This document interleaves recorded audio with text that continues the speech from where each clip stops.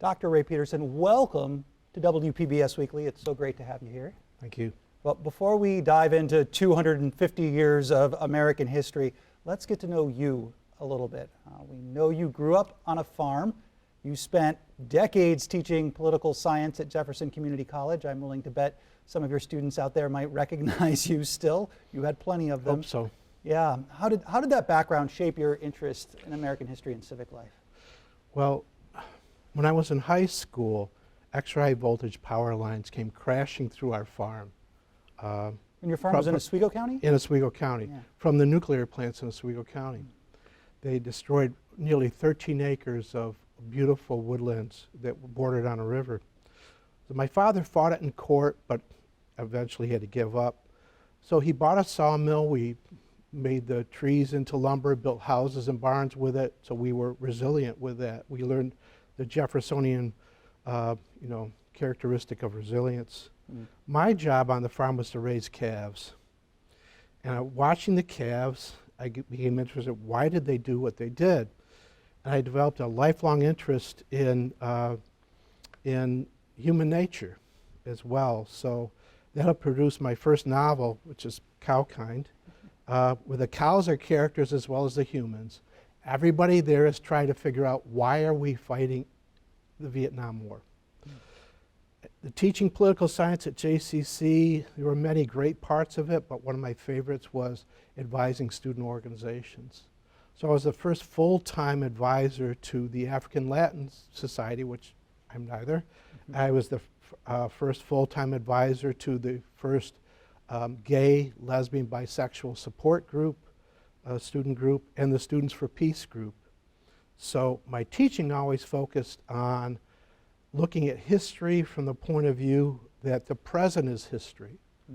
What is it that we want to know about the past for ourselves now and looking into the future? Let's dive into that. I think that's so fascinating, taking our present time, this moment, and looking back in time. In this case, as we approach the 250th anniversary of the United States, I've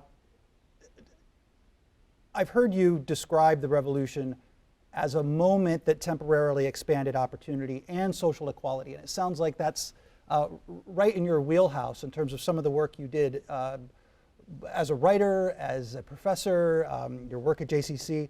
What did that look like in real life for ordinary people 250 years ago? As colonists, we were not allowed to make nails. We were not allowed to make hats. We had to provide all the raw materials to Britain to be manufactured into clothing or whatever, and that sold back to us. So getting into like what we forget about what it was like to be colonies ourselves, exploited politically and economically. So what happened once we severed ties was we could do those things for ourselves. Women played a huge role in the revolutionary movement prior to the war and afterward by making clothing. If you showed up in public in what was called homespun clothing, you were making a political statement, because you were supposed to buy the clothing from England at quite the markup, the tariffs of their time. Another part of it is the diversity provided opportunities. When we got away from feudalism, there were vestiges of feudalism in the colonies, including primogeniture. So right now we would settle the question about elections. The oldest son gets to be the next ruler, no matter what else transpires, and we got away from that, first with the state constitutions and then with the US Constitution. It's just absolutely fascinating. I like this idea, too, that you often talk about in your work of civic virtue. Describe to us what that is and why it was so critical 250 years ago. Jefferson's a person I like to go to for that. His definition of freedom was all about being able to do the right thing. Not to do my own thing, but to do the right thing, which is what's going to expand freedom for myself, my family, and the larger community. What was involved in that was sacrificing a little bit of my own personal self-interest for the greater good of the larger group. So civic virtue means that you do that. You set aside that thing that I can gain maybe for myself for the benefit of the greater group. And without the larger group having more freedom, I really don't have more freedom. Best example of civic virtue comes to mind with regard to the war. George Washington couldn't wait until the war was over and he knew it so he could hand back his commission as the leader of the Continental Army. As soon as he found out that the treaty with Britain was concluded, the Treaty of Paris as it was called, he gave his commission back to Congress. He gave power back to the people to govern themselves. That's a big part of civic virtue as well, not holding on to power beyond your own time. So George Washington, in many ways at the time, leading by example of what he saw the country wanting to fulfill. Well, another one of the things we forget, or if we ever were told this, Washington survived 2 attempted coups d'etat while he was leading the Continental Army. So that's the reason, it's very important for us to know today, that's the reason for the Second and Third Amendments. We've heard about the Second Amendment a lot. Third Amendment protects us from having soldiers quartered in our homes, which was what was happening in Boston, prior to the Declaration. So the Second Amendment goes, a well-regulated militia being necessary for a free state, the right of the people to keep and bear arms shall not be infringed. They're all dependent clauses. If you have a right to keep and bear arms because you're going to be the front line of a defense. We don't have a big army to defend ourselves that we're paying for, raising our taxes, and potentially a threat to a civilian government.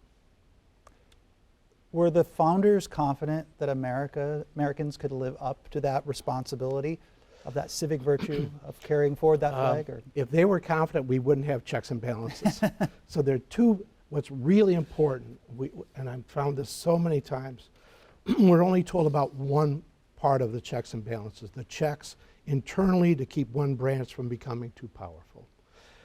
But just as important, maybe even more important for the founders, were the checks on the people, could be described as external checks.